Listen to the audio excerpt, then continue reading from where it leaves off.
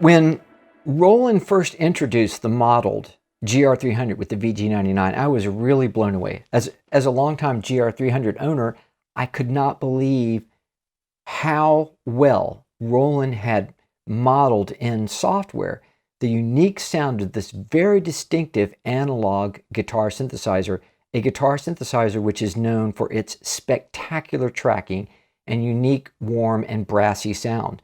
Now, we had the VG99 followed by the GR55, followed by the GP10, and they all had different variations on a GR300 patch. I think this patch, 3-1 in the SY-1000, is as close as Roland has ever gotten to nailing the Pat Metheny sound. If you're a Pat Metheny fan and you really love the sound of his GR300, I'd like to suggest a few more tweaks that I think can make it just a little bit better. So I'm using the editor. I'm going to go over to the GR300 settings. And the first thing I suggest you do is disable the compression. So the compression is really great, but I don't like to have it on all the time. I feel like it kind of clutters the sound a little bit.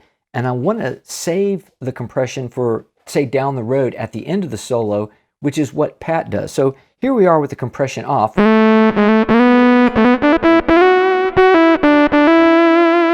Still sounds really, really good. And we're gonna reassign that compression so that we can turn it on and off in our soloing. We'll do that in a second. Next thing we want to look at are the very basic sound settings. So we've got a filter cutoff of 84, which if you've seen my GR55 video, that's exactly the number that I recommend. Pat, one thing that he does is he starts off with the sound kind of dark and then builds from that point.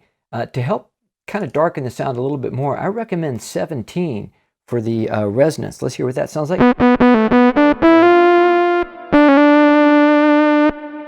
Now, that to me is the base of getting the GR300 sound, getting Pat sound from the SY-1000.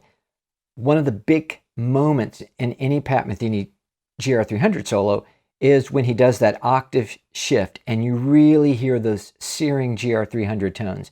Now, right now, the patch that we have, 3-1, has Control 1 assigned to an octave jump. To my ear, if you're doing this on a GR300, when you make that octave shift, it's a little bit brighter and it has a little bit more bite. So how do we do that with the SY-1000? Well, I'm going to turn my pitch shift control off. So we're back to the bass pitch. And what we're going to do is we're going to go to our control assigns. And let me go to the control function. I'm going to get started and let's see. I'm going to go ahead and turn controller 2 off because we're going to reassign this a little bit later for that compression that we talked about. Now let's go over here to assign. We can see that control 1 is already set up to toggle the octave jump there with pitch preset 1. What we're going to do is we're going to set up another assignment also using the same control source, and we're going to assign it to the filter. So let's go to edit, and then under target category, we'll click here. We want to select the GR300 on instrument 1.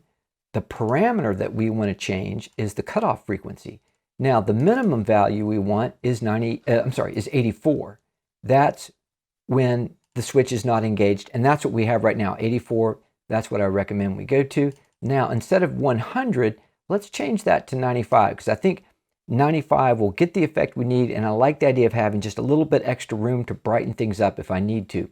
And you'll also notice sometimes you'll see Pat kind of tweaking that tone control on, or filter cutoff on his G303. So, oops, got that one more time, 9.5, and okay, good. So we're going to close. So now we have control source 1 assigned to both the pitch switch and the filter cutoff. And let's look, if we're looking at the GR300 parameters and I hit control switch 1, we can see there is our pitch shift changing, and I do not see our filter cutoff changing. What did we miss here? Let's go back here to control assignment, and oh, because I have it assigned to the wrong switch, right? I need that back to control 1. Let's try that one more time, and then hit close, close, and now when I hit control 1, right, we can see two things happening at the same time. Both the filter cutoff is changing and the pitch pitch switch is changing. So let's hear, I'm playing on the B string between a G and an A. And then I engage that octave jump. And then as we move up to the E string,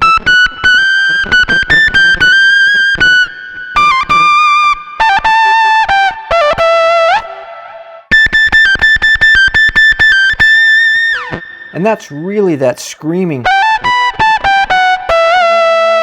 GR-300 sound that we really like so much. So the other thing I mentioned was it's great to include the compression when we need it. So we just want to go back to our control assign, and we're going to use this third assignment. Right now it's turning in effects on and off. We're going to edit that, and we're going to go back to, again, the GR-300 for instrument 1, which is right here. And then our target parameter is going to be the compression switch. So we're just going to have it turning on and off. So let's close that. And so here we are, 1 octave up. And then we're going to engage the compression. And you can kind of hear adding in the compression gives it that little extra bite, that little extra sustain. And I think it's nice, rather than having that on all the time, to be able to bring that in when we need it on the solo. So that's pretty much the only changes that I recommend for me to get the sound that I expect to hear if I want to recreate that screaming GR-300 sound. There's a couple other things that just to mention. We've got 2 reverbs going right now. Let's hear what it sounds like if we cut those off and only listen to the delay, because I think the delay is very well done on this patch as well. The only thing that might be kind of fun is maybe to make it sort of more of like a panning delay. So we've got 550 milliseconds on this side. Let's make this 1100 on the other side and see what that sounds like.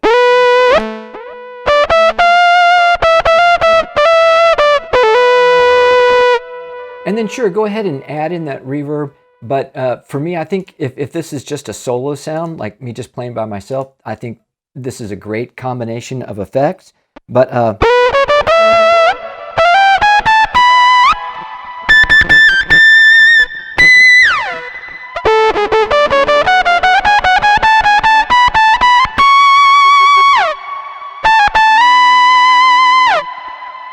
yeah, I think it's a really great combination of effects. It may be a bit much if you're trying to mix in with the track, so you may want to record with just a little less reverb on the patch. And I'm, again, very, very impressed with what Boss Roland was able to do as far as recreating a unique analog guitar synthesizer. And I think with the SY-1000 and the improved D to A converters, it seems like there's the processing engine has a little bit more power. I don't think the GR-300 has sounded any better than it does with the Boss SY-1000.